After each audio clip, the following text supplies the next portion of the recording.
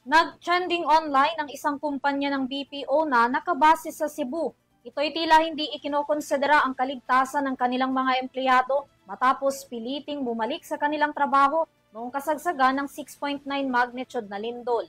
Kinondenayan ng DOLE at iginiit na hindi dapat pinipilit ang mga empleyado lalo na kung buhay ang nakasalalay at tila tinatakot pa na papatawan sila ng parusa kung hindi agad babalik.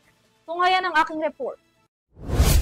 Mariing kinondena ng Department of Labor and Employment o DOLE ang mga employers na pinipilit umanong papasukin sa trabaho ang kani-kanilang mga empleyado pagkatapos ng naranasang 6.9 magnitude na lindol sa Cebu. Yan ay matapos maglipa na online ang mga reklamo ng mga BPO workers kung saan pilit at pwersahan silang pinababalik sa kani-kanilang mga trabaho pagkatapos ng lindol sa kabila ng agam-agam ng mga ito para sa kanilang kaligtasan.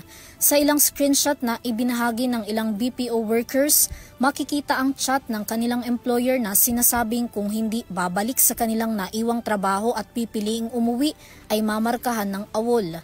Ayon kay Labor Secretary Bienvenido Laguesma, inuuna dapat ng mga employers ang kapakanan ng kanilang mga manggagawa na dapat ding pinaiiral ang corporate social responsibility.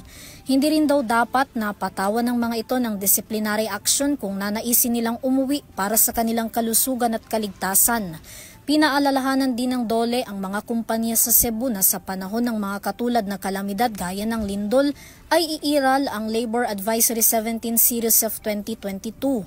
Bagamat ang nakasaad lang daw sa nasabing advisory ay may kinalaman lang sa sama ng panahon at kahalintulad na pangyayari, wala daw itong pinagkaiba sa lindol na naranasan sa Cebu.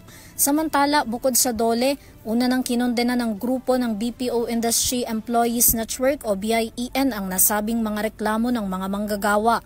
Nakapagsumite na rin sila ng letter of request sa DOLE Regional Office 7 para sa isang dialogue laban sa isang BPO companies na lumabag sa labor at occupational safety laws gaya ng sapilitang pagpapabalik sa mga BPO agents pagkatapos ng lindol noong September 30. Kabilang din daw dito ang natanggap ng mga ito na retaliatory actions, notices to explain, administrative sanctions at loss of attendance, incentives, and benefits. Kaisa naman ng mga BPO workers ang Gabriela Portiles na naglabas na rin ng kanilang pahayag at sinabing ang ginagawa ng kanilang mga employer ay labag sa Occupational Safety and Health Law na inilalagay sa kapahamakan ang kanilang mga empleyado at isinasantabi ang kaligtasan ng mga ito para sa trabaho.